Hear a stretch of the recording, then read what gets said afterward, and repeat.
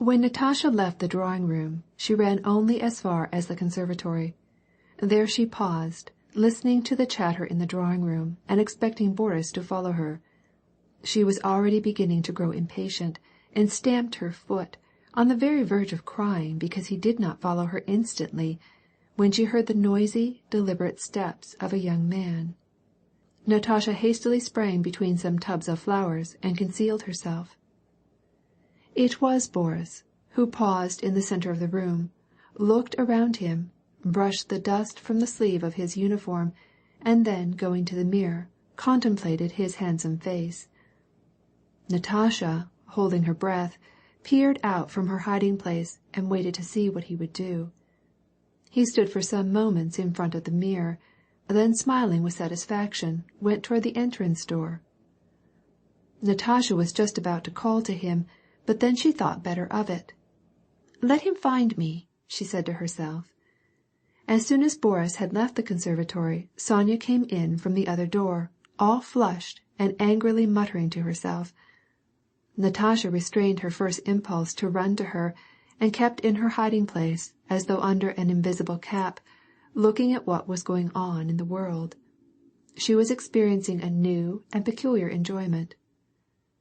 Sonya was still muttering something, and looking expectantly towards the drawing-room. Then Nikolai made his appearance. "Sonya, what is the matter? How can you do so?" asked the lad, going up to her. "No, no, leave me alone," and Sonya began to sob. "Well, I know what the trouble is." "If you know, so much the better. Go back to her, then." "Sonya, one word. How can you torment me, and torment yourself for a mere fancy?" asked Nikolai, taking her hand. Sonya did not withdraw her hand, and ceased weeping. Natasha, not moving, and hardly breathing, peered from her concealment. "What will they do now, I wonder?" she said to herself. "Sonya, the whole world is nothing to me. Thou alone art all to me," said Nikolai, "and I will prove it to thee." "I don't like it when you talk so with—" "Well, I won't do so any more. Only forgive me, Sonya." He drew her to him and kissed her.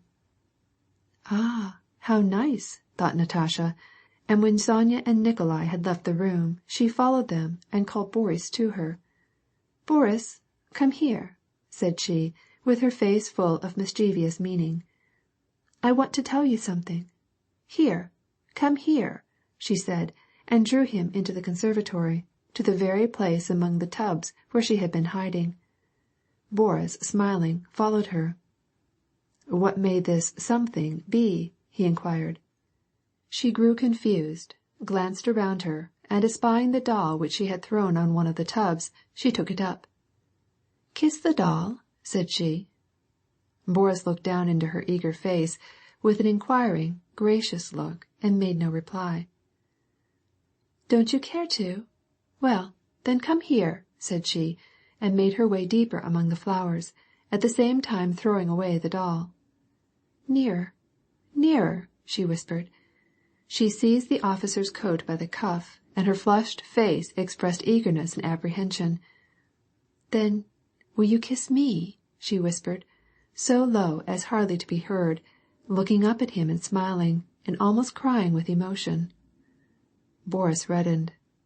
"How absurd you are!" he exclaimed, but he bent over to her, reddening still more violently, but not quite able to make up his mind whether to do it or not. Natasha suddenly sprang on a tub so that she was taller than he, threw both slender bare arms around his neck, and by a motion of her head, tossing back her curls, kissed him full on the lips. Then she slipped away between the flower pots, and hanging her head, stood still on the other side.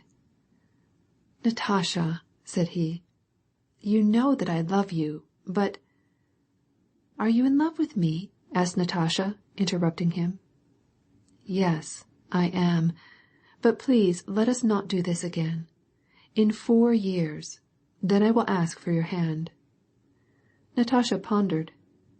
13, 14, 15, 16, said she, reckoning on her delicate fingers. "Good. Then it is decided?" And a smile of joy and satisfaction lighted up her animated face. "Yes, it is decided," said Boris. "For ever and ever," said the girl, "till death itself!"